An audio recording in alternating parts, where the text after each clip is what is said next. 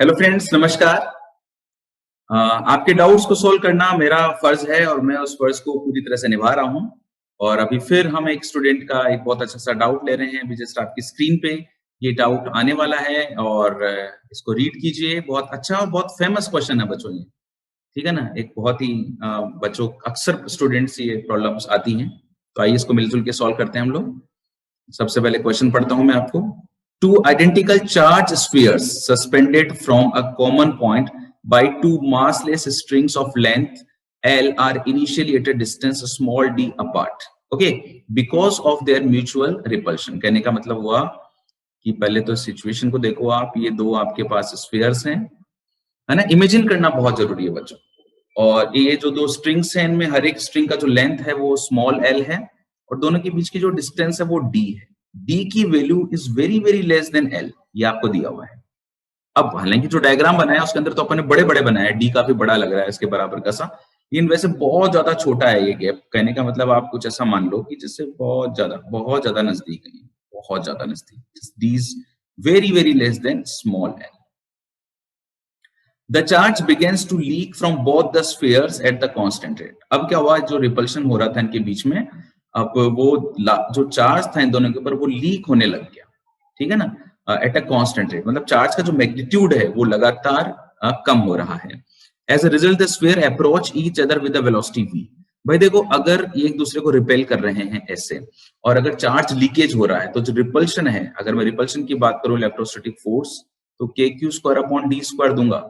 अगर Q कम हो रहा है तो डेफिनेटली रिपल्शन भी कम होता जाएगा, और रिपल्शन कम होता जाएगा तो दोनों एक दूसरे के पास पास में आते जाएंगे।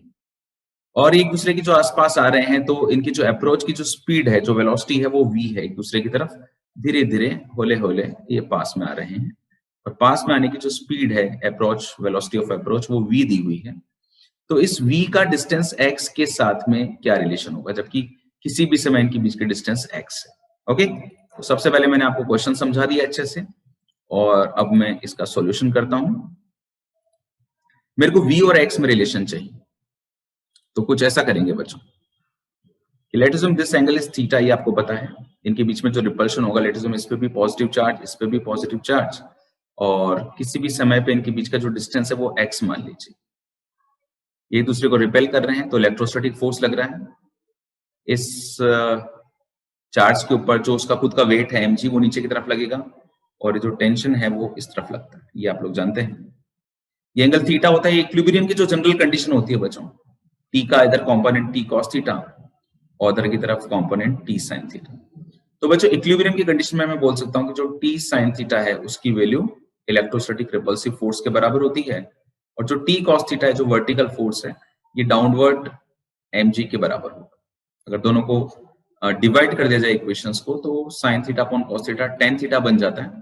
इलेक्ट्रोस्टैटिक फोर्स लिख सकता हूं मैं के Q square upon x square, Q charge और एक्स डिस्टेंस है, और ये mg, ठीक है। बच्चों देखो, एक चीज हमको दे रखी है कि टेन थीटा हमें यहाँ पे चाहिए, और हमें दे रखा है कि जो d है वो बहुत ही कम है स्ट्रिंग की लेंथ की तुलना में, तो ऑब्वियसली x भी l की तुलना में बहुत कम होगा। और अगर मेरे को इस ट्रायंगल में टेन थीटा चाहिए हो, तो बच्चों आप लोग जानते हो कि टेन थीटा बराबर परपेंडिकुलर अपॉन बेस होता है। तो परपेंडिकुलर की जो लेंथ है वो तो x/2 हो गई, और जो बेस है वो ये वाली लेंथ होगी। पर एक बात हम लोग और जानते हैं कि जब जब फिजिक्स में थीटा स्मॉल होता है, तब तब हम टेन थीटा को साइन थीटा लिख सकते हैं। जानते हैं आप लोग? तो टेन थीटा को मैं अगर साइन थीटा लिख देता हूं यहाँ पर, so sine theta is equals to perpendicular upon hypotenuse. Perpendicular is x/2 and hypotenuse is l, तो x अपॉन 2l लिख दिया मैंने इसकी वैल्यू, और ये यहाँ पे डाल दिया। डन। देखो, एक्चुअली फॉर्मूला बना रहे हैं हम लोगों को, प्रोपोर्शनलिटी का एक रिलेशन चाहिए, तो यहां से रिलेशन आएगा। जरा देखो, k कांस्टेंट है कि नहीं? k कांस्टेंट है, m कांस्टेंट है, g कांस्टेंट है, 2 कांस्टेंट है, l भी कांस्टेंट है। सब जितनी भी कांस्टेंट चीजें थी सब पे गोले लगा दिए। तो q square upon x square is proportional to x बच गया, q square is proportional to x cube हो गया, या x cube is proportional to q square हो गया। q चेंज हो रहा है इसलिए मैंने इसके ऊपर गोला नहीं लगाया, it is not a constant. x cube is proportional to हो गया बच्चों q स्क्वायर। डन। अब मेरे को वेलोसिटी चाहिए, दोनों तरफ वेलोसिटी निकालने के लिए मेरे को dx अपॉन dt चाहिए होगा। तो मैंने क्या करा, डिफरेंशिएट बोथ साइड्स, दोनों साइड्स को मैंने डिफरेंशिएट कर दिया with respect to time, time के रिस्पेक्ट में। तो d by d t of x cube is proportional to d by d t of q square. बच्चों ये वाले डिफरेंशिएशन करने आते हैं ना, जैसे मान लीजिए आपको कभी D by D x of x cube करना होता है, तो बताओ क्या करते हो आप, 3x स्क्वायर करते हो, ऐसे करते हो। लेकिन D by D x of x cube नहीं हो, कुछ वाई क्यूब हो, मतलब यहां पर और यहां पर अलग अलग हो, तब हम लोग चेन रूल लगाते हैं। वाई क्यूब का डिफरेंशिएशन कितना करते हैं, 3y स्क्वायर, और फिर इसको लिख देते हैं dy बाई डी एक्स ऐसे।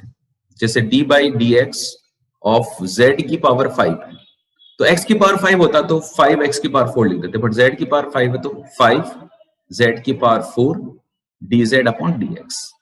ये हम लोग चेन रूल लगाते हैं, जिसको चेन रूल कहते हैं ना, चेन रूल से इसको सॉल्व किया जाता है।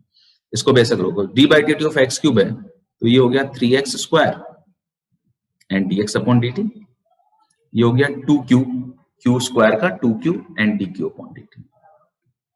अब जो देखो, जो क्वेश्चन अपन को दिया हुआ है, उस क्वेश्चन में एक बहुत अच्छी लाइन लिखी हुई है, the charge begins to leak from both the sphere at a constant rate. मतलब चार्ज लीकेज की रेट जो है ना वो कांस्टेंट है, मतलब dq अपॉन dt कांस्टेंट है।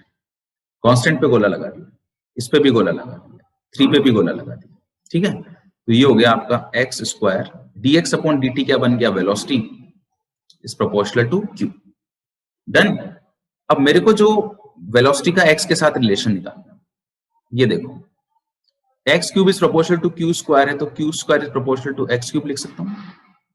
तो क्यू इज प्रोपोर्शनल टू क्या लिख सकता हूँ, एक्स की पावर 3/2, दोनों तरफ मैंने पावर 3/2 लगा दी। तो v इज प्रोपोर्शनल टू हो गया Q upon x square, Q की जगह लिख दिया एक्स की पावर 3/2 और ये नीचे एक्स स्क्वायर, ये 3/2, एक्स की पावर 2 को ऊपर ले गए तो -2 हो गया, ठीक है। स्लाइड बदल लेते हैं, आराम से खुला खुला करते हैं। v is proportional to x की पावर 3/2 और ये क्या था, x की पावर 3/2 और x की पावर -2 इंटू एक्स की पावर -2। मेरा बच्चा जानता है कि जब बेस बराबर होता है तो पावर्स आपस में जुड़ जाती हैं, इनकी पावर्स को जोड़ दिया, 3/2 -2 किया तो -12 आ गया। ये मेरे पास में v का x के साथ रिलेशन आ गया। डन। ये v का x के साथ रिलेशन आ गया। अगर मैं यहाँ पे ऑप्शंस देखता हूं तो ये करेक्ट हो जाएगा, v is proportional to x की पावर -3/2। पूरे प्रोसीजर को एक बार और अच्छे से देख लीजिए। इसके लिए इक्विलिब्रियम ऑफ स्ट्रिंग्स आपको बहुत बढ़िया से आना चाहिए, फिर थोड़ा सा चेन रूल लगाना आना चाहिए, तो आपको निश्चित रूप से इसका आंसर मिल जाएगा।